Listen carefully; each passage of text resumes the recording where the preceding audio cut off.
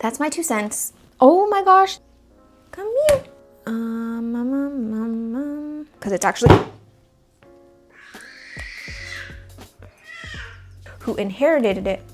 Whoa. You! Get away. I would be so... I feel... Oh no.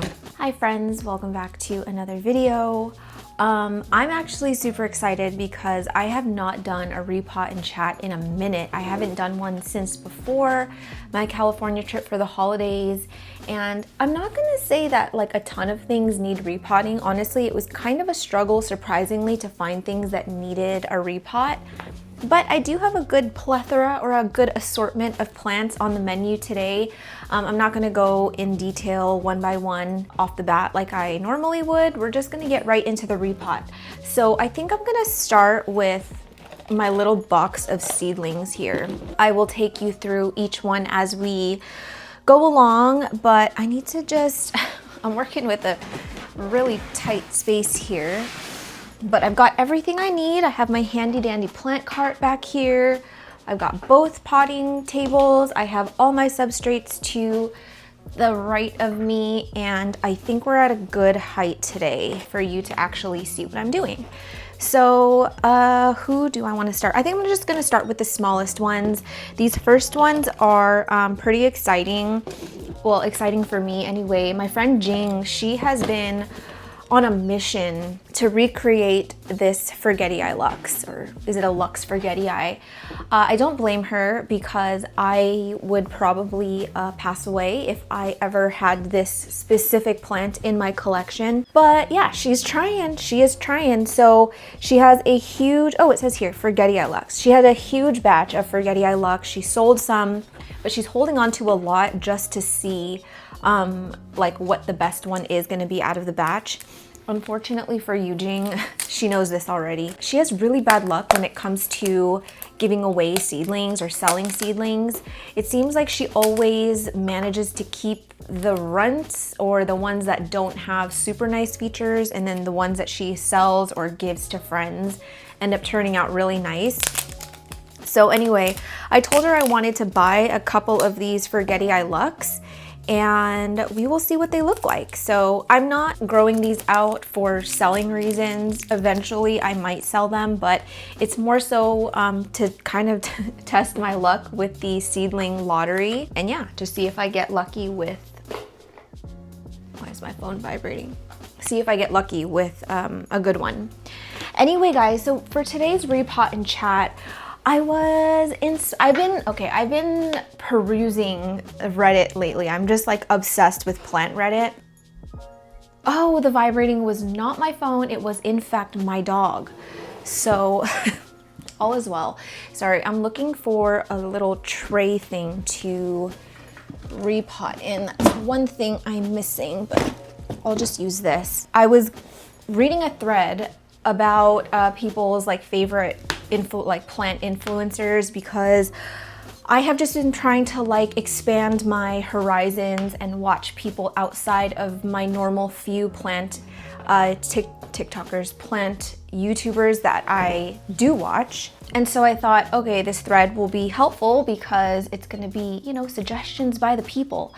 And I inadvertently, it was so fun. It was so funny. I was scrolling at like, I don't know, 2 in the morning or something. Archie had just woken up from, you know, sleep, and he was hollering for like an hour, and so I couldn't get back to sleep.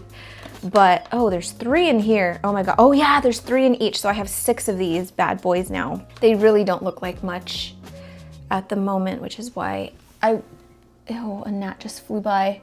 They look just like normal seedlings. Anyway, so yeah, I'm scrolling, reading this thread, and everyone's just like, oh, I love this person, I love that person. And then I see this one comment and it's like, oh, I like these 2 people, but I don't like Unplanned Parenthood and her friend. I was like, damn, I freaking caught a stray at 3 a.m. Anyway, I hope that people know when I bring up stuff like this, like my feelings, they aren't hurt. They really aren't. I've talked about it before, and I just, after doing this for a few years and getting as much ridicule as you do, you just kind of get used to it, which I don't think should be the normal, but I don't know, I like to poke fun at it. Anyway, the only way that you can really hurt my feelings is if you come for my dog. My dog is a sore spot, which is why you guys don't really see him that much anymore. You got me there. But anyway, yeah, so I was perusing these threads and it kind of seems like a very common plant Reddit theme is like, what is the worst care advice you've ever gotten? Or what's the advice you wish you didn't follow when you first started getting into plants? And I feel like I resonated with a lot of these comments a lot. I started getting into plants back in 2012? Yeah, you know, when I didn't know a lot about plants, I went straight to Google and it would give you all of that bright indirect light thing and fertilize in the summer, like just so many things that I would never follow now, and I would never want to teach other people those methods or those kinds of advice. But yeah, I just kind of compiled a little list of what I felt like was some of the worst plant advice that you could give people. And we're just gonna talk it through. Now, here's a little disclaimer I wanna start with.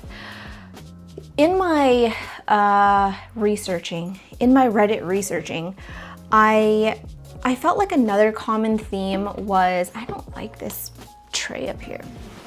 I feel like another super common theme was kind of ragging on plant influencers for the sole reason of, oh, they're not experts, they don't have the credentials to be giving the advice that they do, they don't give accurate information.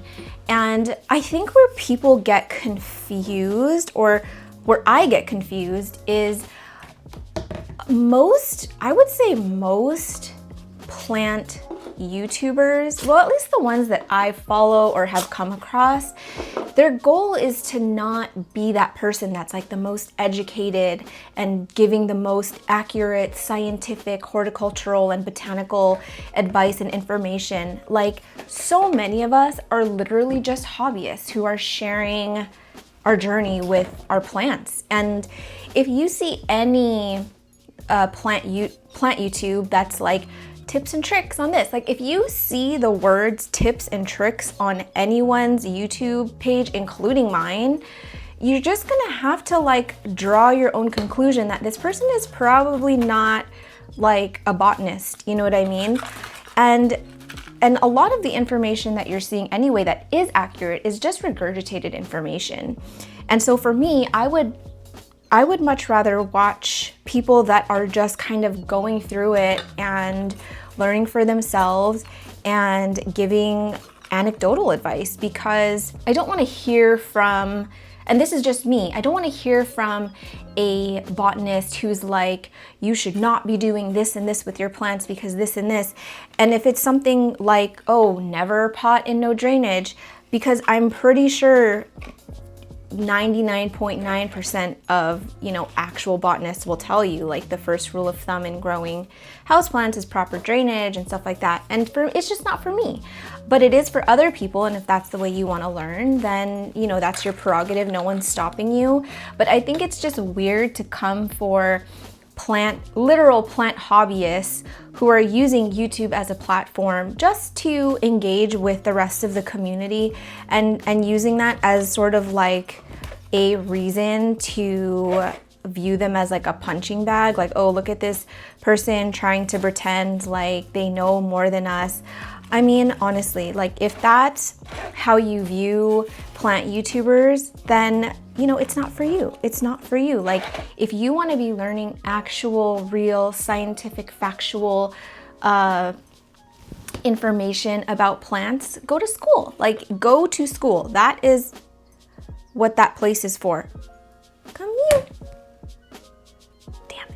Yes, I am not here to give you any kind of education at all. everything that you hear me say on this channel is anecdotal, and I can't say it enough. But again, like it's not really my responsibility to make sure that the people that are watching my YouTube are doing their own research and, you know, experimenting for themselves. It's not my responsibility or anyone's responsibility to do that. So anyway, that's my 2 cents. Oh my gosh, this fungus gnat is like, I don't agree with you. Yeah, that's just my 2 cents on the matter. And now we will start. So, yes, these are just my opinions. Please don't take this as fact. If you guys follow any of this plant advice that I have deemed the worst plant advice you can give, don't get offended. If it works for you, it works for you, and don't ever let anyone tell you otherwise. I'm gonna, by the end of this video, this fungus gnat is gonna be in the afterlife. Mark my words.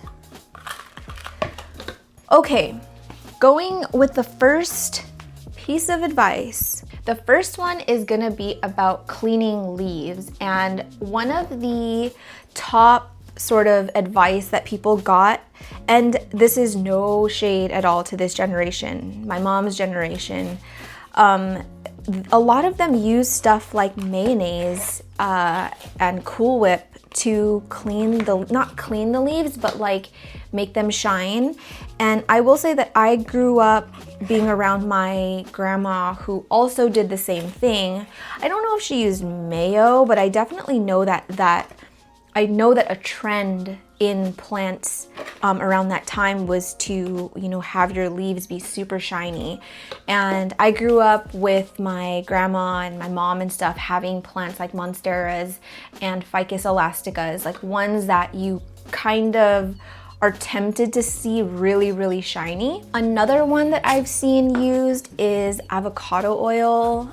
Some people have justified using that because they're like, oh, it's plant-based, you know, it's natural, like the plants like absorb it, and it's, I don't know, whatever. I'm not gonna talk about what happens in terms of like the actual health of the plant, but I will tell you from experience that long-term, if you're putting layers and layers and layers of mayo and leaving that like layer of oil every time and grease, it's gonna build up and it's gonna become so sticky beyond belief, you will not be able to get it off.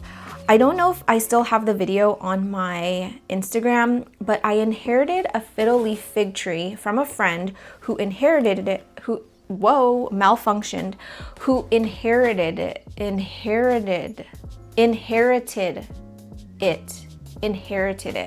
from an older woman, and she used avocado oil to, why did I say older woman like that was relevant? She inherited it from someone else who used avocado oil to shine the leaves, and so it was just like years of built up oil on those leaves. It was like having a fiddle leaf fig with leaves made of double-sided sticky tape. I'm not joking. I tried everything to take off the residue. I tried rubbing alcohol. I tried an oil-based cleanser, Dawn dish soap, vinegar, everything that you can think of, and I could not remove even a little bit of it. It's crazy. So, you know, your plant needs to breathe through the leaves, and it has little pores in them so that it's able to do that. And when you're clogging it by using stuff like mayo and even like the leaf shine, I don't think it is great for your plants. Yeah, it's just long term, it's not great, and it's just gonna make dust stick to it, and it's gonna end up looking more dull over time, which is why I think people kept having to reapply the oil, because after that layer of dust would get stuck, it's like, yeah, now it looks super dull and not shiny, and so you have to keep going back to like re-shine it, right, and put like another layer. So now you have avocado oil, and then you have a layer of dust, and now you have more avocado oil or mayo, whatever, and then another layer of dust, and you just keep piling it on. And so yeah, it's just, let's just not do that. Let's leave that trend back in the in the 90s or the 80s, wherever it came from. Let's just not do that anymore. I think if you do like the look of a shiny leaf, my advice is to always just use water and a good old microfiber cloth. If you clean the leaves really well, and I don't even really recommend doing a lot of like deep scrubbing and cleaning like on a daily basis or even a weekly basis. I only really do that when I have pests. Yeah, anyway, you can do like a nice good thorough clean, like if you're bringing a plant home or something. Just use a little bit of soap, like cast style soap, and then just wipe it down with like a microfiber cloth, and it's gonna make like the natural shine of the leaf come out. And it's gonna be a nice shine. It's not gonna be like an artificial shine where it just looks tacky. In my opinion, it kind of looks a little tacky when a plant is just super, super, super shiny. I wish that I had a photo, and I probably could find one in our admin group chat from the group that I help manage. There's a guy who was a known scammer in our area, and he used to like I don't know what he used, like motor oil, engine oil, to shine the leaves of his plant. I swear in the listings, like you could not see the plant because it's all shine. And it just looked bad. It just didn't look good. So yeah, that is a tip that I was a victim to for sure. I have used leaf shine. I haven't used anything like mayo or whatever, but I definitely have used the spray, like the Miracle Grow brand spray to make your leaves shine. You like spray it, you rub it in, and yeah, overall it just kind of made it like sticky, over time. It wasn't sticky right away, but I think once it sort of like oxidized and like set into the leaf, and then you have things like dust settling on it, yeah, it just was not good. It wasn't good. Also, you guys, never put a what are these called? A swirly straw, a squiggly straw. No, that's not what it's called. Don't put these in the dishwasher because they will just become very deformed. I put 2 in the dishwasher. This one turned out like this because it used to be like way more squiggly. And then the other one was just like this super long straight. It was so bad. So anyway, where was I? Oh, I did finish that first point. Let's just get into the second point because you know what? We're already here. Oh my gosh, this one. Okay, so I just pulled, remember, I pulled the best ones on Reddit, on the Reddit threads, and then I also opened my question box and I kind of pulled the ones that seemed to be the most popular. So this next one is using pee as fertilizer for added nitrogen. And I have heard of people like collecting pee from their animals. There was actually one person who was talking about, oh, like, how do I keep my cats out of my plants? Like, my cat keeps peeing in it and digging it up, blah, blah, blah. And someone was like, unpopular opinion, but I let my cats pee in my plants because it adds extra nutrients and just something wild. And I was like, no, not the pee. Like fertilizer, it's, you can get the cheapest fertilizer. Let's just stick with that. Let's leave the pee for the litter boxes and the toilet. I fear that's not a good idea. So I have never been a victim to doing this. And there's advice out there, like if it's just too ridiculous, I'm not gonna do it. I'm just not. But I will say that one thing that I was a victim to was the advice to use coffee grounds and grounded up eggshells for added nutrients or whatever, and nitrogen and calcium and whatever. So when I first got into the hobby, I took that at face value. I was throwing coffee grounds in my plants every single day. And I would just like throw it onto the top and just like leave it. I wouldn't like kind of mix it up. And so it would just be like this like layer of just thick coffee grounds at the top that would get super moldy. And I was like, man, this tip kind of sucks. Like it's not working. And I was wondering, why my plant was suffering. So, and then with the coffee shells, with the eggshells, I do think people do this, and I think it's good if you're gonna add it to like compost and stuff to make into soil. But one thing I didn't do when I first started doing it was I didn't remove that like membrane, that thin membrane on the inside of the egg. And oh my gosh, the smell after a few days would be so bad. So I ended up starting to remove that membrane. I would let it completely dry and then I would grind it up. I would like use a mortar and pestle, or I would just use my like NutriBullet and grind it up into like a fine dust and just mix it into my my soil. But then I also noticed that my soil was just getting moldy super fast, and it just kind of had like an odor that I was not okay with. So I stopped doing that. And again, I don't know if people are actually still doing that. I know my mom throws her coffee into 1, 2, 3, 4, 5, 6. Jing, you gave me 7, not 6. I was like, why am I missing a tag? Can I not count? And yeah, she swears by the coffee thing. She's been doing it for a long time, a very long time. And so I'm not gonna say it doesn't work or works, but all of the ways that I've tried to do it has not been successful. And so it's just not for me. And if you're new to the plant hobby, it's not a tip that I would tell people to do, just because I think it does require kind of fine-tuning how you actually prepare it for your soil. It's another reason why I am super hesitant on even using the loamy soil, because I'm like, I think that this stuff needs to be further composted. Some people were saying that it like just basically chops up the food and like makes it into like a grounded up thing to put into soil, but it's not actually like ready and usable as soil. Like you have to further compost it. On one of my videos, some people had suggested using, is it vermiculture? I think until I have like my own property where I can play outside and have an outdoor space to do stuff like compost and use my compost like with a veggie garden or something, or an herb garden, I just don't think it's for me. I do compost though. I feel like I'm very good with recycling and separating my trash and making sure not to put oil down the sink and stuff like that.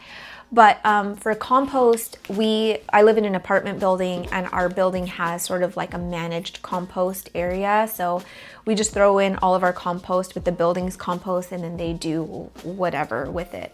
So yeah, that is my solution for now for the compost thing. But just with the space that I have, I don't really have the desire to make my own compost or make my own soil that way. So yeah, with the whatever comes out of the loamy, I think I'm just gonna give it to my sister-in-law, who does have an outdoor veggie garden, and just see if she wants it. If not, then I will literally compost it and then just put it back downstairs with the compost. So that is that. I should just water things now, because the amount of times that I've said like, oh, I'm gonna water like at the end of the video or something, and then I just turn off the camera and immediately like go tend to Archie or go shovel food down my throat, and then I forget to water. Yeah, it's not a good number, I fear. So now I just need to decide what I'm using. I can use billions, I can use king crab, I can use orca, and I can use great white. And I'm kind of feeling king crab today. You know, we're mixing it up, spicing things up. So I'm just gonna be doing, I don't know, like, here, I'm gonna do 2 milliliters. It says that you need half a milliliter for a gallon, so that's actually kind of a lot for this tiny little thing. But since it has drainage holes, I don't really worry too much about like overdoing it, especially on, yeah, my drainage hole plants. It's really the ones with drainage that I try and be a little bit more calculated with my measurements. This is just water. Sometimes I like to just spray the top layer of soil first, although this soil is a bit wet because I mixed in wet tree fern and wet perlite into it. But I just find that it helps things settle a little bit better. Like sometimes if you water just completely dry soil, it'll like kind of be hydrophobic in the beginning and just kind of like make everything sort of rise out of the pot, or it just goes straight down to the bottom. But when you kind of saturate the top a little bit, it slows things down and kind of lets things get saturated a little bit more evenly. But yeah, I also will reuse the water that's draining out of the bottom here and use it to water another plant because I don't want to waste anything. It's the Asian in me. Okay, these next few plants I have here. Oh, this one is the Pluton Hoff X. This one I did as a collab with Lauren, and I think I have another one. I knew I had one somewhere. This one looks pretty, I feel like this one has brighter veins, but it's really hard to tell because a lot of the features don't really come out until much later, but they don't look the same, at least not these two leaves. But I just kind of have a feeling they're gonna end up looking like a pap. I don't know.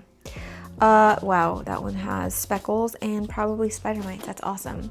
So, gosh, they're both actually in these little pots, and I kind of wonder if I should repot both of them. This one's coming out of the bottom now. Yes, I think I will repot both. I'm not really keeping these two around for like collecting reasons. I'm more so just curious to see what they're gonna look like. And so for those that I never really plan on putting out into like a display space, they're always gonna kind of be on like a shelf like this or like a, I don't know, bottom down here. I just put them in regular plastic pots because I want to reserve my nicer pots for plants that are gonna be more focal. Anyway, I'm gonna be using an awl to like put a few drainage holes because I do not grow very many, if any, anthurium in no drainage now, just because I'm not good at growing them. And so I just want to give myself the best chance possible. And I'm not going to say no drainage is hard because it's not, but I think if you're still trying to understand a genus and you've not had like the best luck with them, especially growing basically everything out in ambient, I'm immediately gonna opt for something with drainage holes just to rule anything out that could be like fertilizer buildup, salt buildup, whatever it may be. It's kind of nice to just repot things in a big batch because over the last few weeks I've just been doing like a little repot here and there, but then it's like by the time I finish those and like 10 other things need to be repotted. The next one I actually have never heard before, and I only read this in that thread, and I was just honestly I was kind of baffled to hear it because it's just, yeah, I thought that I at this point had heard it all and seen it all, but you know, the plant hobby just continues to surprise you. So this one was putting fresh fruit on the top layer of your plants to draw fungus gnats out. I get the logic, okay? I get the logic because, as you know, I am just perpetually threatened. My life is threatened by these fungus gnats, and yeah, they drive me crazy, but it just seems a little bit counterintuitive or counterproductive to put out fruits which are maybe going to just create mold and a stench and maybe produce fruit flies just to bring the gnats out. I think I would much rather keep doing something like mosquito dunks or you know, whatever you can do that you can put into your substrate to like draw the gnats out or just kill all the larvae in there. But I just don't think that putting fresh fruit on top of the soil is the solution. I'm just gonna mix this soil back in because honestly, it looks fine. So yeah, that is not for me, but I can understand the logic, because it's like, if you want to get rid of, you know, the fungus gnats at its core and not just kill the ones that are just flying around, you've got to get the ones that are like in your substrate. But imagine this entire collection, and imagine all of my plants with just like little blueberries on top of the soil. I just don't think it's a good idea. But I would be interested to hear from people who have done it or have known people who do it. And I just want to hear all the things, because I just find it fascinating. Because it's like, if someone is saying to do that, do you think it's because they are just reciting something that they heard like their favorite influencer say, or like something that their grandma used to do? Or did they just do it themselves and it legitimately works, and then you have people like me on a YouTube platform that's making fun of it? You see how this can be a problem? This looks really, it freaks me out when the soil is wet because it just looks so dense. I'm so used to it looking a lot lighter, and I'm like tempted to add more perlite, but there's already so much perlite in here. I do wish I had more bark in this batch, but alas, I do not have any bark because I ran out. I need leca. I'm gonna put leca down at the bottom here just because it's so tall. So yeah, if anyone has ever tried that, I am genuinely, and I will not make fun of you, I will not judge you.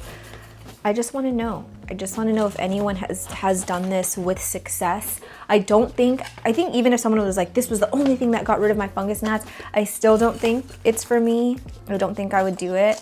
But you know, I just want to know. I just want to know. I'm just curious. This is another one, and this is probably going to be a spicy one. Oh, not that spicy, but I think it's always going to be divisive. Why did I say it like that? Divisive. No, not divisive. Divisive. No, you see, say it. Divisive. I think the plant community will always be divisive on this topic, and that is the topic of humidity. I think a pet peeve of mine in Facebook plant groups, or any kind of thread where someone is asking for advice, and sometimes not even asking for advice, and the top ones are always like, it needs high humidity, or it needs chunky soil, and of course I'm quiet, okay? As much as something irritates me online, whether it's a TikTok video or plant content, whatever it is, you will not hear a peep from me, ever. Just because I feel like it's so easy to just scroll and not everybody needs to hear your opinion. Not everyone cares. So anyway, one thing that peeves me is when that is always like the number one thing. It could be a plant that is so obvious that it's thrips, and then someone will be like, unpotted, it has root rot because it needs a chunky soil and it needs a smaller pot. Like, it's doing more damage than good. I got into a little online feud. What's the word I'm looking for? I went back and forth with this person on a thread because she was asking for advice on her alocasia, and it was so obvious, and you could literally see it in the photos that it was just a full thrips outbreak. And all I said was, it is 100% thrips, and this is what you do. And then one person was like, not thrips, definitely root rot. I would take it out, check for mush, and just went on this whole thing on like how they need to cut the roots and change the soil and blah blah blah. And I'm like, this poor person who is clearly a novice, like just getting into the hobby, is gonna like uproot this plant, stress it out, now needs to go buy new soil or mix a new bag of soil. And they were even like suggesting adding things like what's that? Frick. What is it? What is it? I'm gonna get it. I'm gonna get it. Orchiata.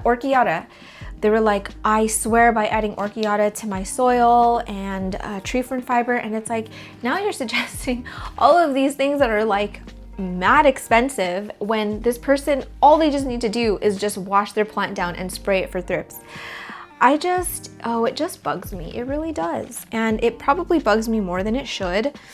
But again, I keep my mouth shut because not everybody needs to hear me talk, and that's fine. I need another tray. I am in bin city over here.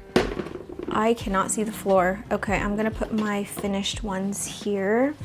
I can actually just put it back where I was growing them, but you know what? Let's just focus on one thing at a time. Okay, so those were those, and then the next one I'm gonna do are these two little baby ones. The first one is this Portier Carla Blackier from The Homebodhi. And another one is my Brielle Forgetii.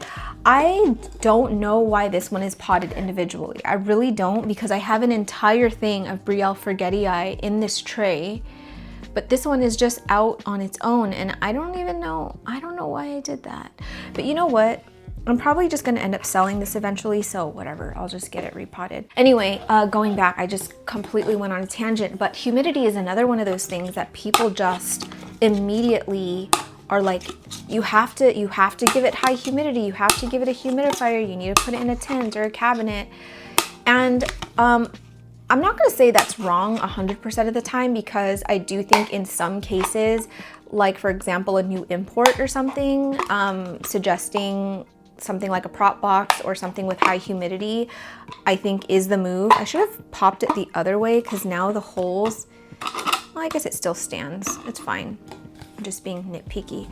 I just feel like if I go this way, I have a higher chance of stabbing myself, so let's not do that. But in any circumstance outside of like a new import or a rehab or something that had just been shipped or something, it doesn't need high humidity. I just feel like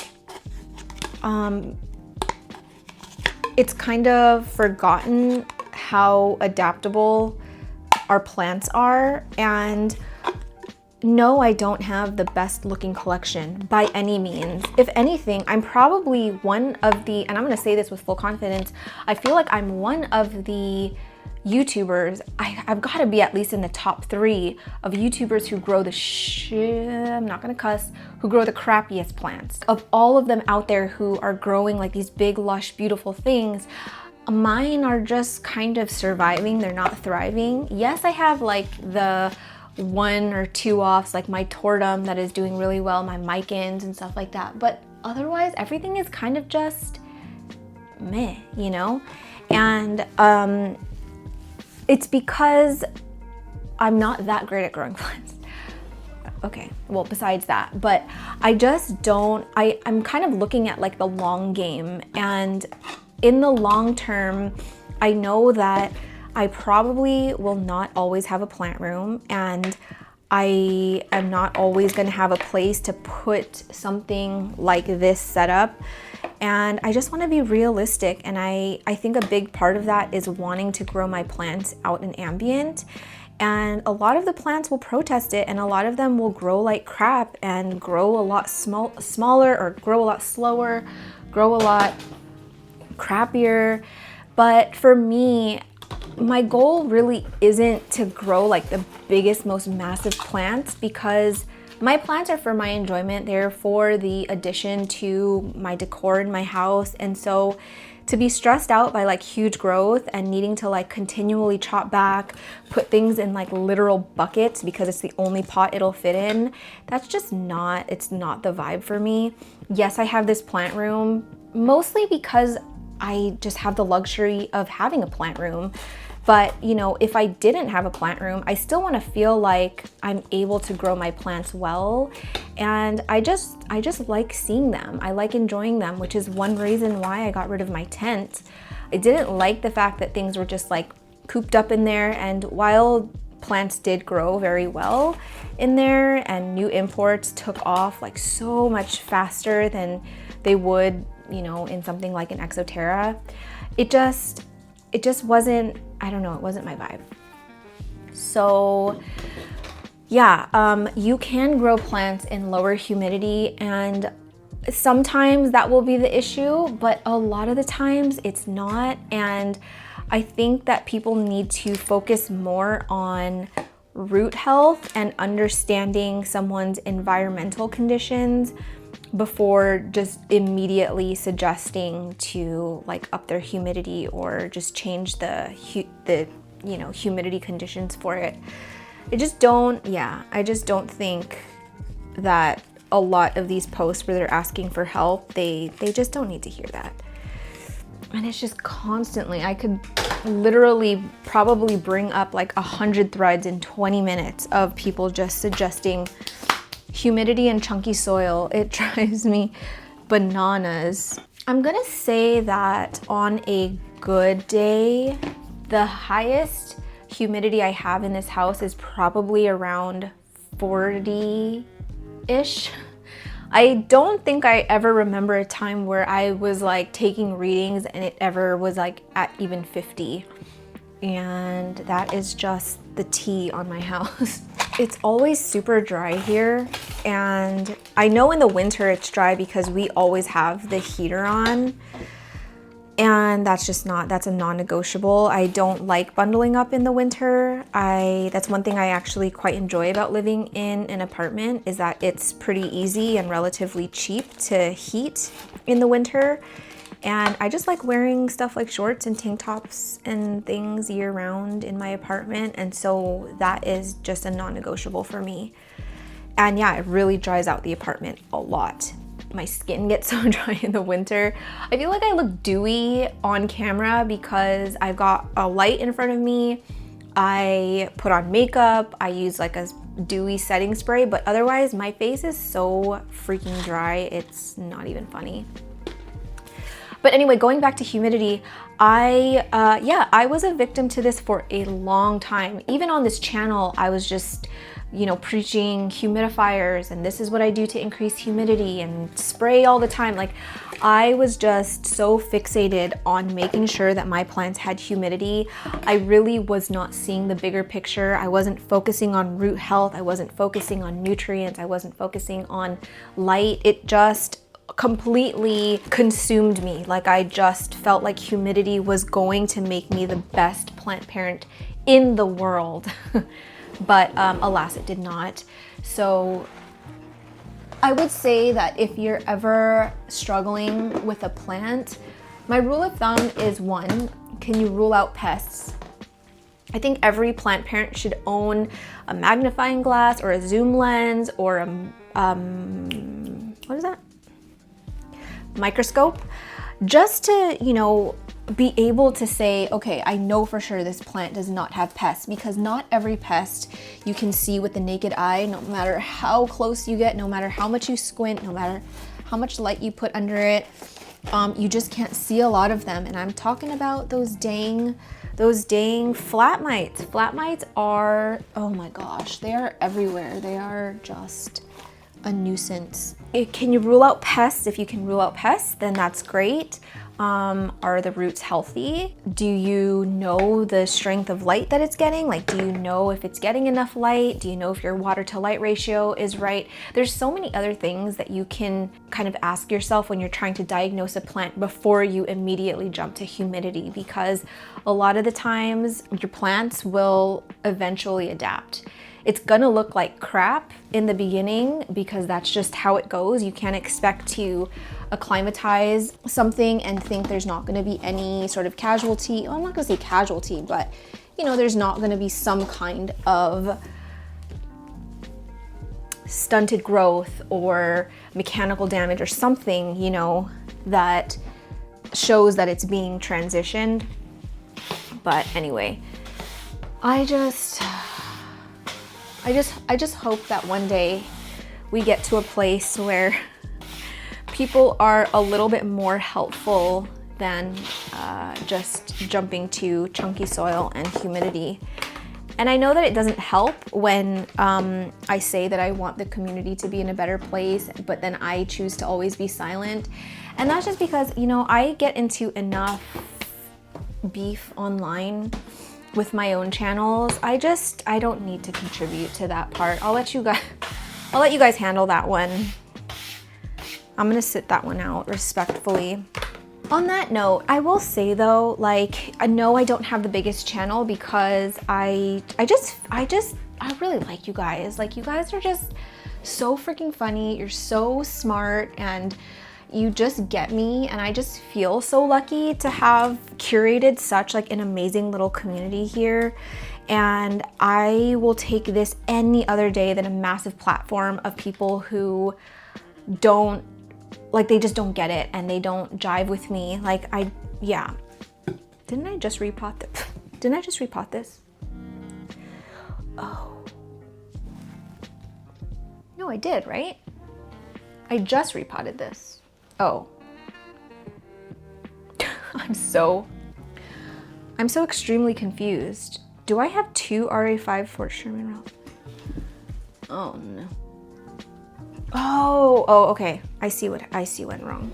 Okay, this is the RA5 Fort Sherman Ralphinum. This was Alice and Jing's hybrid, and it's probably just gonna look like a pap, but I want to see this through. So yeah, I just really like this little thing we have here, and if we always are just, you know, if we keep it small all the time, and these are the kinds of people that I'm attracting, I'm with it. I am freaking with it. With that said, I think that most, if not all, people on this channel know that I just use this as like an outlet. It's not, I don't really ever want this to be a place where you like come to learn because it don't feel like I have anything to teach you really. I feel like people who watch this channel, like, you guys know what you're doing. You guys know everything that I know, and I don't need to teach anyone anything. And so, yeah, we're just here to hang. We're here to like shoot the and just be a bunch of ding dongs together. And I think that is magical. I feel like if I were one of those channels that like branded myself as like, come here to learn, I would be so stressed out all the time. And I think a lot of us can agree that plant care is so subjective. Plant tips, plant advice, plant anything, even coming from this freaking fungus gnat. Even coming from someone like an actual botanist, it's still subjective, I feel. Yes. Yeah, tell all your friends too. Tell all your friends. Tell them to come back here. I'm not gonna like rag on actual, you know, educated people, but I feel like there are some botanists and horticulturists that purely grow like in tropical regions or have only grown in greenhouses. Like, I don't think that they know what it's like growing plants in somewhere like where I live, like somewhere in Canada. So for me, I would much rather be getting advice and plant care tips from people who have lived in the place that I live, who have lived through it, who have experienced all the things and are talking through experience. So I don't know why I'm talking about this because I feel like I just completely went off on a tangent. Where's my plant? Oh, anywho, humidity. I have been recording for very, very long, so I'm gonna give my camera a little breather. You guys will take a break and we will come back and continue on this list, but I have repotted most of the super small plants. I just have 2 more to go. I'm probably gonna power through those really fast, and then we'll get to some of these bigger ones that are gonna be a little bit more labor intensive. Anyway, when I was fixated and just obsessed with humidity, I was still using Exoterras, I was using cabinets, and I was using, well, I didn't really use a tent at that time of my obsession with humidity, but I was definitely using a combination of these, and I would try to lock it. I would try to lock in as much humidity as possible. I used to saran wrap the top to make sure nothing got out. I would saran wrap these. What was I doing? I was like weather stripping my Mills bows and my Red Stick cabinets, and I was just trying to make sure that I could get that cabinet as close to like 80-90% as possible. And honestly, it just caused more issues in the long run with me. Ventilation was a huge issue. Things were getting moldy, my substrates were getting moldy. I was dealing with a lot of fungal things, and it just was not, it was not the vibe. Yeah. It ended up doing more bad than good. So, oh no, this has root rot. Awesome. This is my Doc Block Mag F2 AOS green that I just got from Dania, and I kind of knew that there was trouble in paradise because some of these leaves have started to crinkle, and yeah. Oh, you know what? This one kind of looks like it was dry rot, so I must have let it dry out, and then I watered it, and then it got mushy. So I'm just gonna root trim a little bit. I feel like for the most part it's okay though. I'm still working with like a really good root system, or at least like a good foundation, but I did lose a little bit of it. That is what is left. Okay, I think I'm gonna go chunkier on this mix just because of the root rot, and I'm gonna treat it as more of a rehab. So I'm gonna add some of this base, and then I'm just gonna add maybe like a scoop of perlite. So I added about that much perlite to this tiny bit of soil. I do wish I had more bark, but I don't feel like I have enough to repot in the next little while to make it worth buying an entire bag of it. This will have to do. That actually looks pretty nice. Nice and chunky. Oh. Nice and chunky. Oh no. I'm just gonna go with this little pot. So it was in this one before. It's really not that much bigger, but at least I can see the roots and what's going on. And hopefully we can get some nice roots going on this thing. I do think it was probably dry rot because I should have repotted it like pretty soon after I brought it home, and I had it in this cabinet over here and it gets pretty warm in there. So the last time that I watered, it was like super dry and the leaves were like really wilted, and then I watered it, and that's probably where I went wrong. But I'm actually feeling really good about this mix. Feeling good about this pot size, and all we can do is our best. Okay, next one is one that I'm actually really liking, but it does have a bit of spider mite damage because I let it mingle. I let it mingle with a plant that I knew had spider mites, and I should have separated it, but I didn't because I was being careless. But this one is my Portilloy crossed with a Pappy Ralphinum. It is looking pretty good right now in terms of like the leaf shape. I'm not gonna upsize it by a lot, just going one pot size bigger. It's more so a space thing, honestly. I mean, I like the idea of doing bigger pants on it, but it's kind of hard. It's getting hard to fit everything, and yeah. The end. That's the entire story. I added a little bit more perlite to this little mix too, and I think I'm even gonna do a bit of leca down at the bottom. Not a lot, but I like the idea that when I'm putting these in a cover pot, that like the actual soil isn't just sitting in a pool of water and it's just little pieces of leca. Even if it's not doing anything, really, it just makes me feel better. So that is what we're gonna do. I wanna make sure that this one doesn't have any more spider mites. Honestly, I should probably give this a nice little wipe down before I get it repotted. I'm just gonna use water. I'm not gonna use any kind of like pesticide or anything. Just keep it nice and simp. And I think one of the biggest things that I think I've been doing wrong, well, not wrong, but I've just been a little bit careless with the spider mite treatments is it's such a pain to wipe the underside of the leaf. I just kind of like quickly wipe it down, but that's where you're gonna find a lot of the eggs, the spider mite eggs. I think that's where they actually lay them. That's probably why my spider mites outbreak has continued on for 3 years now. So I'm trying to be a little bit better about actually like spraying down the abaxials of things and just putting a little bit more effort that way for a long-term, a better outcome long-term, hopefully. Man, this leaf would have been so cute if it wasn't all banged it up. That's okay. That's all right. Anyway, going back to humidity, I think I had like 2 humidifiers in every room for years. I would go through the headache of refilling them every day and cleaning them and making sure I was only using purified water or filtered water.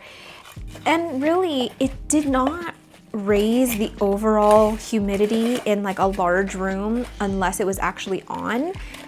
And in a small room, it would raise the humidity, but the second that thing was off overnight, the next day it was back to what it was. And so while some of my plants did grow a lot better, my philodendron to be exact, they grew better with the humidifier nearby, or even with that small period of higher humidity throughout the day, it kind of seemed like it was doing a lot of good. But again, going back to looking at like the long game, I always went back to, is this plant care that I can do in 30 years from now when I'm like an old woman? And I just cannot see myself like actually every day making it a part of my regimen to turn on all my humidifiers and fill all my humidifiers and worry about that if I'm traveling or whatever. Like it just did not seem like something that was gonna be helpful for me in this hobby in the long run. That's when I just decided to do away with the humidifier thing, and it's come with its challenges for sure, but I am much happier not having to worry about humidifiers. I'm gonna do this one because it's kind of just hanging on for dear life over here. So this one is an elbow that I purchased recently from someone local, and this is not for me. I'm actually gonna be gifting this to my neighbor downstairs, and I think I'm gonna give it to her this weekend just because it is a lot more rooted now. I'm gonna reuse this soil because it's good soil. I don't even know if I got it. And it's nice and sunny, and I just want my neighbor to enjoy this plant when the weather is nice. So I'm gonna put it in a round pot. I feel like I could put it in one of the square pots, but I don't know what kind of cover pot she's gonna be using. And I just feel like finding a cover pot for a circle pot is way easier than finding a pot for the square pot. And I wanna get her set up so that she doesn't have to repot this for a while. I don't think I'm gonna get it on a pole, only because that's something that she'll have to worry about later once it outgrows it. And so I'm kind of just gonna like tell her to just see how it does without a pole. Maybe if anything, just give it like a support stick once it starts getting longer, or taller, not longer. But I don't want her to have to worry about a moss pole. And I just wish that I can do away with all moss poles, but we will talk about that in a future video because I am dedicating an entire video to philodendron. Oh, there you are. No. You, get away. Get away, get away. It wants this plant so bad. It is so thirsty for this plant. I could give her a cover pot, but I don't really know what her aesthetic is. And I don't want her to feel like she's like obligated to keep the pot to not hurt my feelings. So anyway, last thoughts on the humidity thing. I'm not gonna say it's bad advice to tell someone to up their humidity, because there's clearly way worse advice that you could give someone. But I guess something that I wish I knew when I first got into this hobby is that it's not an absolute, it's not a, absolute requirement, and that you don't have to fixate and obsess over it so much, and that your plants will be okay eventually if you just give it some love and patience and a chance to adapt. I think I would have been a much more mentally stable plant parent. Is this too much perlite? Maybe, but I feel like Laura is the type of plant person who would want to water at least once a week. So if it dries out a little faster, that is totally fine. And I think my elbow has been quite used to going periods of being dry.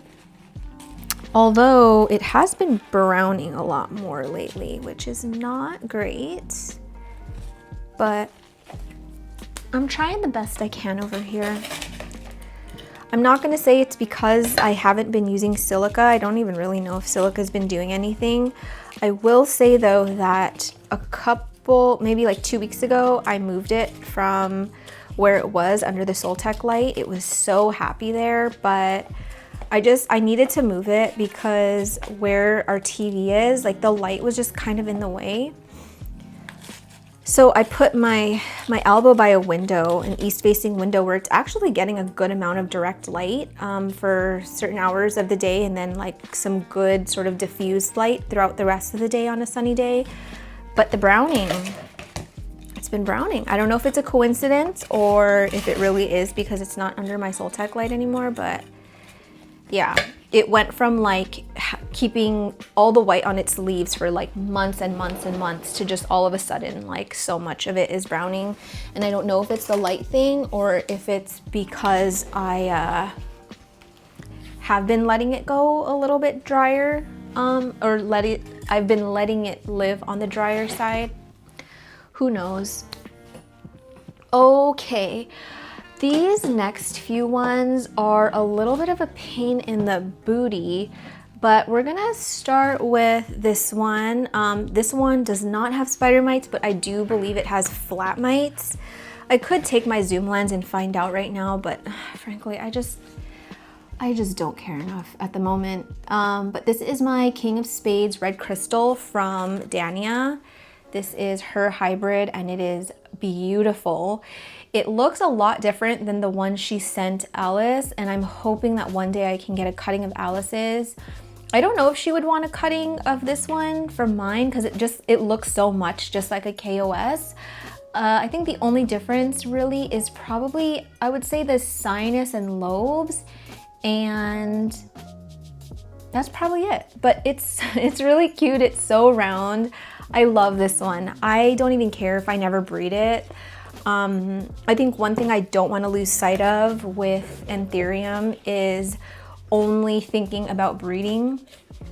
I want to like just enjoy my plants. I want to remember why I started collecting. I want to remember why I hold on to certain Anthurium, and I don't want to only hold on to some plants just because I want to breed it. Again, I have plants for the enjoyment of seeing them and seeing them in my space and seeing how they like blend with the rest of, the interior of the house. But yeah, this is just one where if I could just keep it healthy and happy and just enjoy it, that would make me very, very happy. Okay, I'm not gonna reuse this soil because it has been living in here for kind of a long time. I think I got this plant back, was it last summer? Can't remember, Dania, it's been forever, I feel.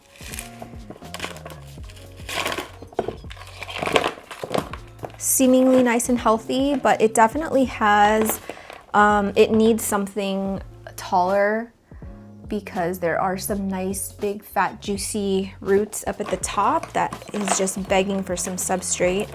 I'm not gonna be chopping this. I don't want to chop my plants too much, especially the ones that I'm trying to see like in its full form. Even if I do kind of like need the money right now, since I'm only going to 1 video a week. Oh my gosh, she's screaming. Yeah, if I just keep going 1 video a week, you know, I need the money, but there are just certain plants that I just wanna see grow, and I'm not trying to like make money on it or whatever. And this is definitely one of them. I think the only reason that I would cut something like this is if I was doing a trade with someone and they wanted a piece of it. Like, I literally told Dania, because she sent me a blood moon, I was like, there is absolutely nothing off limits in my collection. Like, whatever you want, you ask for it. I will chop it. I don't care if I just repotted it. I will chop it for you. So that's what I did. I think I'm gonna do leca down at the bottom. So I kind of think I've exhausted the whole discussion on humidity. Y'all know my thoughts. I have said my piece, and that is that. Let's move on to the next one. I can feel so many splinters in my hands from the tree fern. Seriously, your guys' comments, it just breathes life into me. You're so nice to me, and it makes me sick. It makes me sick in a good way, okay? I just freaking love you. Am I allowed to love you? Can you just let me love you? Jeez. One reason I really want to go to IAS next year, or this year, is because I want to meet some of you. I want to meet some of you while we're all in our element, you know? I really do want to go, and I wanna make it like a thing. And I don't know why I feel this way. I don't even know if Alice is watching this, but I feel like her and her boyfriend are planning this move to the UK way sooner than they want to let on or tell me. I just have this sneaky suspicion. And so I just feel like I want to at least go on one girls trip with Alice before she's off living her best life in her home country. I'm just kidding. The UK is not her home country, but she's all about that UK life. So, and I love that for her, you know? Follow your bliss, but we have never gone on a trip together. We've never done anything like that together, and it would be so fun to just do like a plant trip, because I can't imagine us just like rotting away on a beach. Like, I just don't feel like me and Alice would enjoy that. Neither would we want to like go clubbing or anything, or like party, or, you know, go crazy. We both don't even really drink that much and go out in general. So like a nice plant trip would just be so perfect. And I feel like I would travel well with Alice, because even though we're very different, I feel like we have that same kind of energy, and it's like easy to be around each other. And also she isn't looking for someone that's gonna be like her hype woman, or like someone that's gonna want to be like, let's do this and let's do that. I feel like she'd totally be okay with it hit 8 o'clock and she's like, I'm tired, I want to go to sleep. Because that's me. Honestly, by the time the clock hits 8:30, like my brain, any kind of processing power up there, done. There's nothing going on between these ears after the hour of 8 o'clock. So anyway, that one's done, if you didn't already tell by now. This one is my King of Spades. I need to make a new tag for this because she's in a bad way. She's in an absolute bad way. But this is my newest King of Spades that I imported sometime last year, I can't remember. And it's been growing way more vigorously than my original King of Spades, which is really annoying because I really like that one. But, you know, it is what it is. I do think that this King of Spades could be getting a little bit more light. I did move it into this EXO. Is the light really blown out? I moved this plant into the EXO, so hopefully it's getting some better light because it was out here and just, yeah. Man, these roots are delectable. They're juicy. I'm probably not gonna untangle this too much. I'm probably just gonna like leave it for the most part. Actually, you know what? I'm not even gonna bother. I'm not even gonna touch it. It's fine. It is fine. I'm gonna be putting it into this. I think this is an 8-inch pot, or maybe it's 7. I went a little perlite happy on this, but c'est la vie. Okay, let's move on to the next little topic here. So the next one is, water cacti sparingly, and when you do, don't drench it.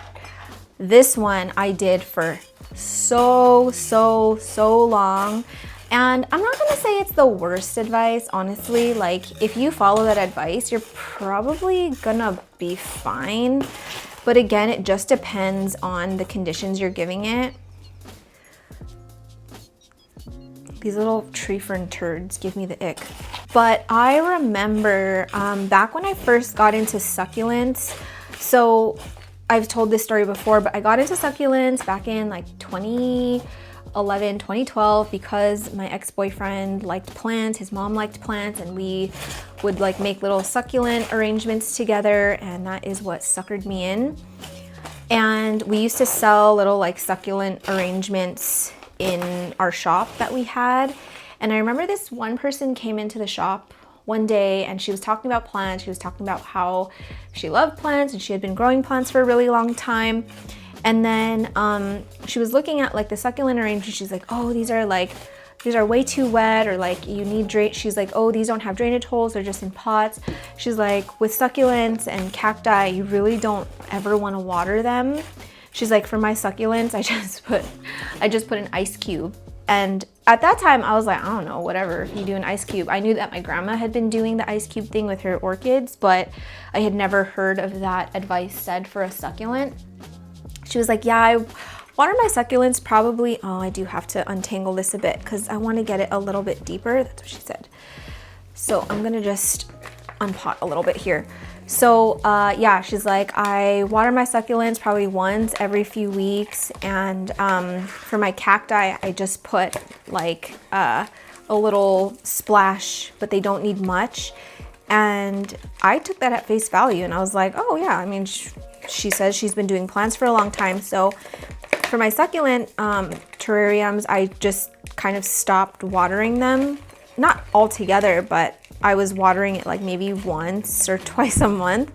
Oh my gosh, they were dying in bulk. It was a mass death for that succulent wall. And so yeah, that advice was not good. And I actually learned later that succulents need so much water. They love water. And I did not appreciate that advice. So that is one piece of advice that I would not follow if someone tells you. And also, if someone tells you that a cactus never needs water, don't believe them either. No, you don't have to water your cacti as much as our aeroids, but when you do water them, I would give them like a nice big drink, because if you think about like, yeah, where they are in the desert, it does rain in the desert, and when it rains, it's like torrential rain. It's like a monsoon. So yeah, that's advice that I just would not follow. I don't really see that advice being given a lot, but I think that's because I'm not really a part of any groups that's talking about like succulents and cacti. But I think that if you go on like those websites that, you know, teach you about plant care, like you will see with like cacti, it's like water very sparingly.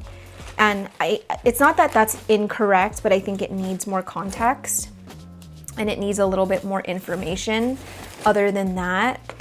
And I think something that like these actual plant care websites need to always talk about is, you know, you need to adjust it to your environment. And it's gonna differ wherever you live, and plant care is very rarely like black and white. And yeah. I want this plant to get big and strong and healthy and beautiful, because I want a leaf that's bigger than my face. I want a leaf so big, it's gonna stress me the hell out. That's what I want. All right, we're looking good over here. Honestly, I am happy with this pot size. I feel like it's gonna be able to live in here for a long time. And I think once it outgrows this, I could go a pot size bigger, or I could just go up. I have so many of the Russo pot extenders, which I love, by the way. I don't think they're gimmicky. I don't think it's a waste of money. I think they are 100% worth it. Actually, yesterday I just extended 2 of my pots out in the living room that had an extender already. And I'm just like, this is so much easier than having to repot. And I just feel like his plants speak for themselves, you know? He just has mega plants, mega huge Godzilla looking plants. And sometimes his pots are so teeny tiny, but then you just see a pot extender and you're like, oh, one of those. Oh yeah, I need to make a new tag. I have so much dirt under my fingernails. It's literally the opposite of funny. We actually only have 1, 2, 3, 4 points to hit, and they're actually very fast. So I probably, honestly, I don't know. I don't want to repot this polypodioides, because it's on a moss pole. I probably won't repot that, honestly. Maybe not today. Oh, don't, no. Oh, no. But I will do this Lux Fort Sherman Ralph Lynam, or Ralph Lynam Fort Sherman. Who are you anyway? I will do this one because it needs it, and I desperately love this plant. And I will do this Brielle because it's just in water. Oh, is anybody watching the new Severance? I am so obsessed with that show.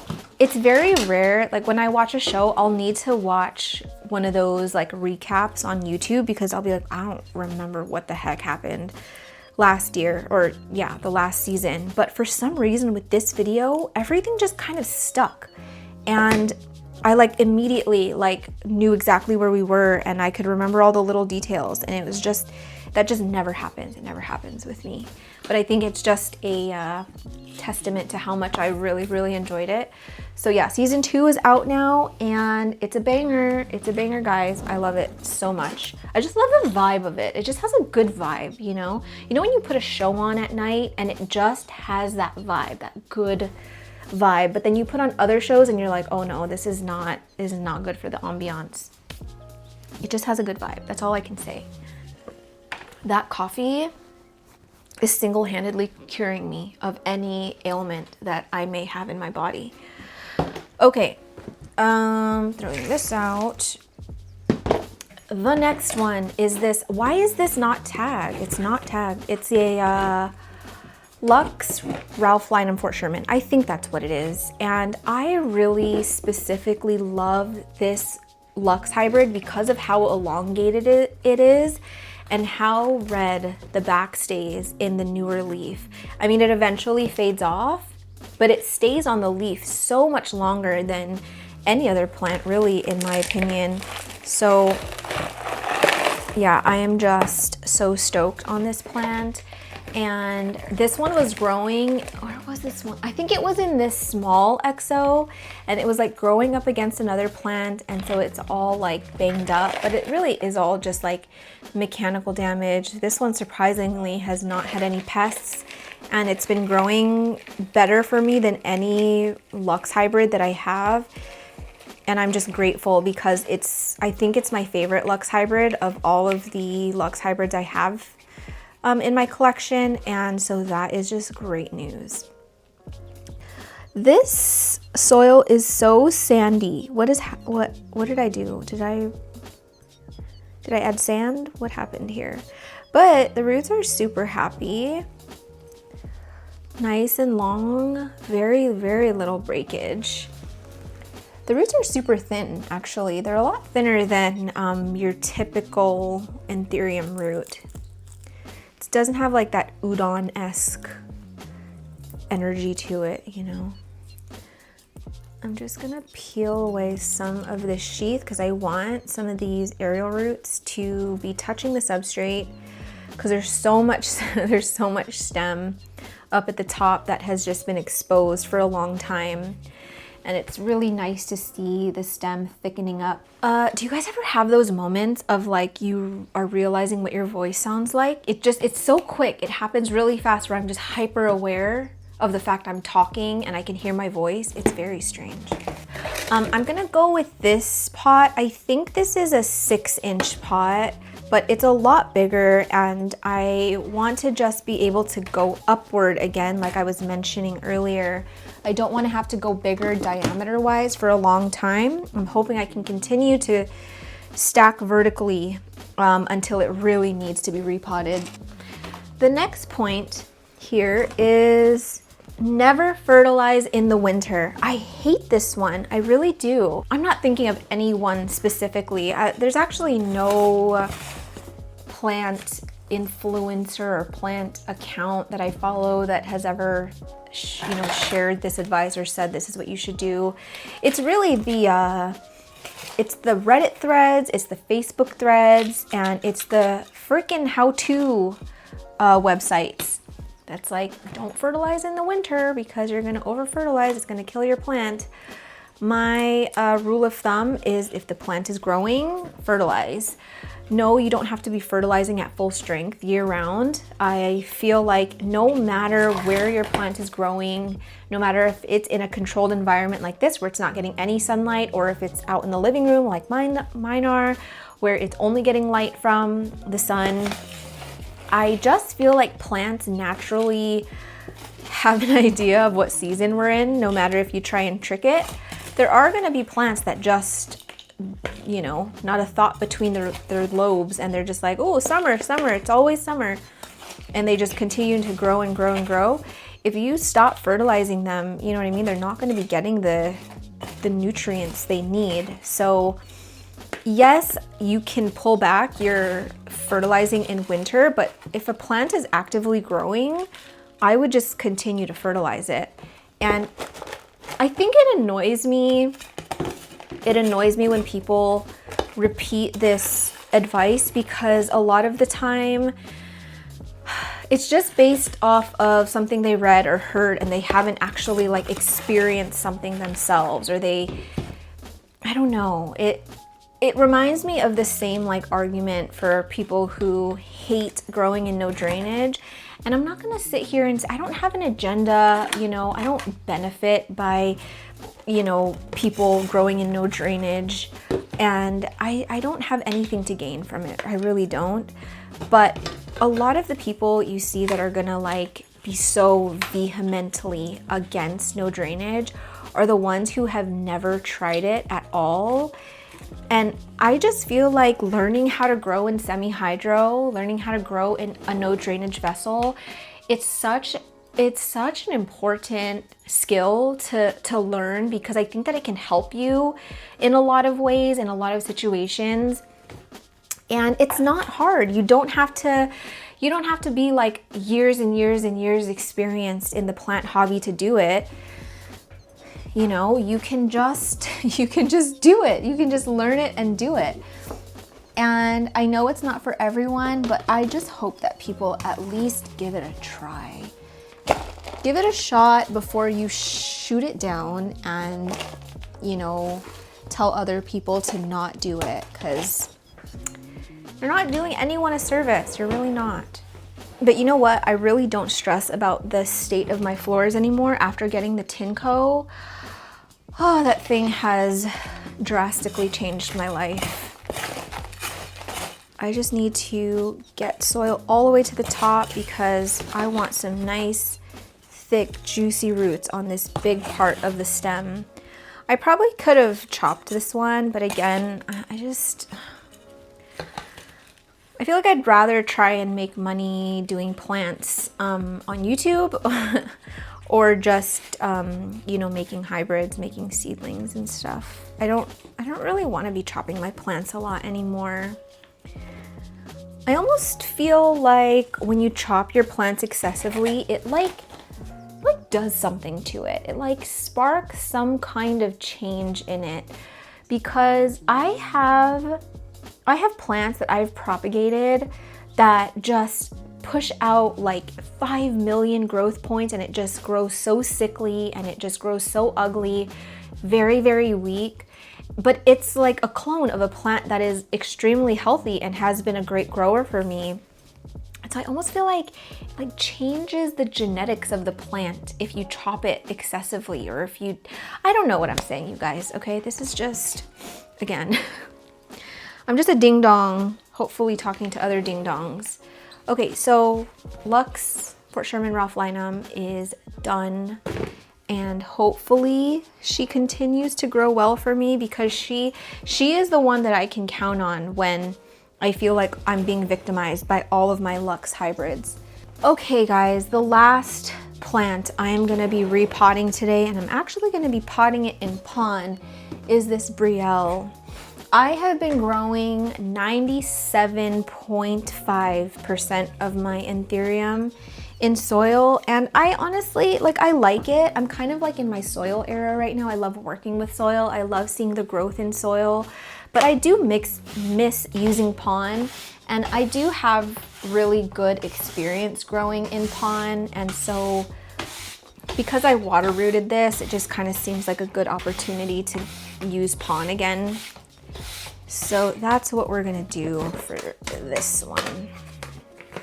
Okay, so yeah, don't fertilize in winter. Don't like that one. Don't like that one.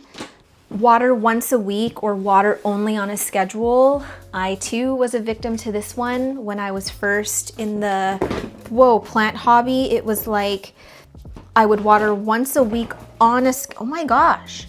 I would water once a week on a schedule.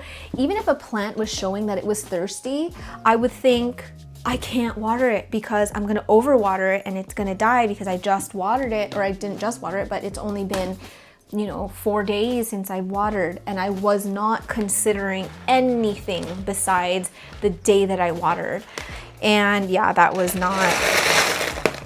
a hard lesson to learn. I think for a lot of people though, watering on a schedule is the only way they can function, and I completely get that. Whether it be because you have ADHD, or you have 5 kids, or you work 4 jobs, you know what I mean? Watering on a schedule is that's not the problem. I think the problem is telling people that they should only water once a week or only water on a schedule.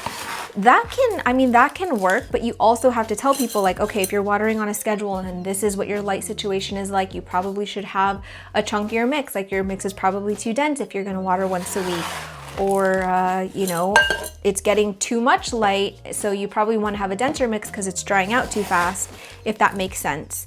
I think honestly the moral of this whole story is that plant care is so much determined by your conditions, and we all have such different conditions that it's really hard to give anyone good advice and or accurate advice that is going to be catered to them specifically. I have not scraped on camera in a minute, and that is what we're gonna do right now, because there's a little bit of gunk on here, and I just want to clean it up a little bit. So I'm gonna get nice and close. So yeah, anyway, I think anyone that tries to give blanket advice is not really doing anyone a favor, and you might be doing more harm than good. And I'm not saying people that comment on threads that are just truly trying to be helpful.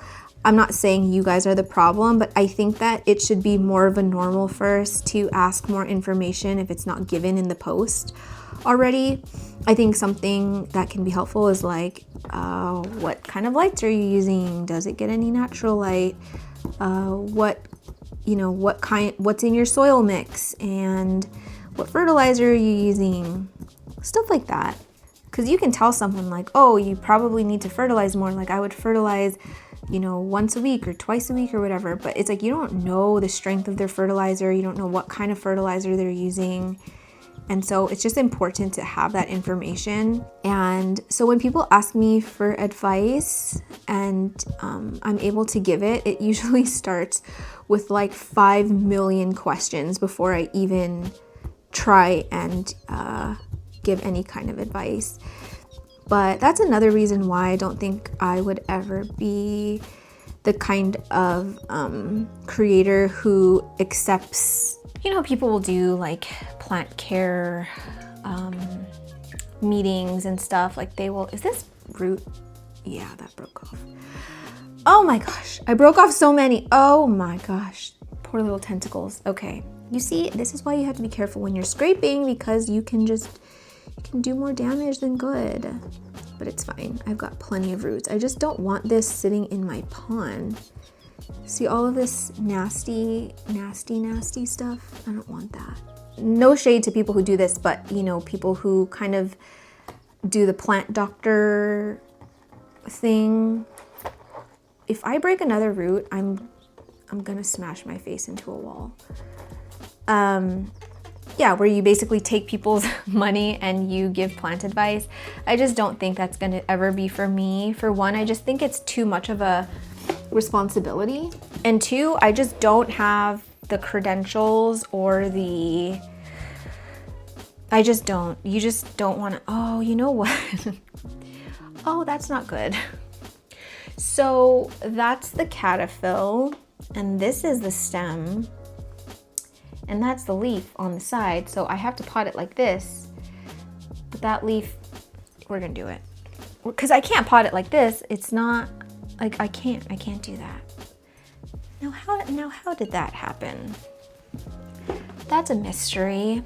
You know, I could just chop off this leaf, but I'm not gonna do it on camera because a lot of you guys will freak out. So I will chop off this leaf once the cameras are no longer rolling. And I will do it in the privacy of my own home. The next two are actually all water related. So the next one is let a plant completely dry out before watering. Again, not advice that I would give to anyone, especially with aeroids. I think that's where you run into things like dry rot, which to me, I have done that way more than over watering something or losing something to wet rot. If you don't know what dry rot is, it's basically like you let your plant dry out so much to the point where your roots die and they become hollow, and then you water it and then it just turns into mush. That's what dry rot is. Wet rot is when you have perfectly healthy roots and then you just keep giving it water and more water and more water, and it's not actually like using all of it, and it's just sitting in water and it's not you know, used to that, and then it just gets mushy and dies. So I have lost way more things to dry rot, and yeah, I just would not, I really wouldn't recommend allowing a lot of our plants to go long dry periods. I do think it's okay to slowly acclimatize them to being used to being dry for a little period of time. I feel like my plant out in ambient definitely have kind of built up the immune system or whatever to handle dry periods, but it's not my preferred, and it's not my recommended. I would prefer that it always has a little bit of water to minimize the stress, but yeah, actually that doesn't look as bad as I thought it was. It still needs to tilt a little bit more, but this stem is not allowing me to. So again, you're gonna pretend like I'm not gonna chop this leaf off when the camera turns off, but this is it. And I'm excited to be growing the Brielle out in, in pond again. Because I think I did have this growing in pond at one point. Okay, and then this last part, and I am done. I'm done. This last one is water when the top inch of soil is dry. That's another really bad piece of advice you can give anyone, because the top inch of your soil is gonna dry out so much faster than the rest of your soil. I think on average, the top layer of my soil probably dries out within, I wanna say like 2 or 3 days. So if I was watering every time that top layer was dry, I would definitely overwater a lot of my plants. Even if I was blasting it with light, like 24 hours a day, it just would not be good. So I don't like that advice. You're gonna see some people who are gonna say like, oh, stick your finger to like right here. And if it's wet, then don't water. If it's dry, then water. But honestly, you should probably be sticking a whole finger in there, and probably your longest finger at that. I'm not gonna tell you guys to finger your plants, but you do what you gotta do. I don't like that advice. I just don't think it's good. Anyway, I am tired. I can physically feel the dirt under my nails, and I want to clean them so bad. So I hope you guys enjoyed today's video. Again, I hope I did not offend anyone. If you think any of this advice is good advice, do not let me tell you otherwise, because I am just a single ding dong in this world of ding dongs. Thank you guys for being here. Thank you for watching another video, and I will see you in the next one.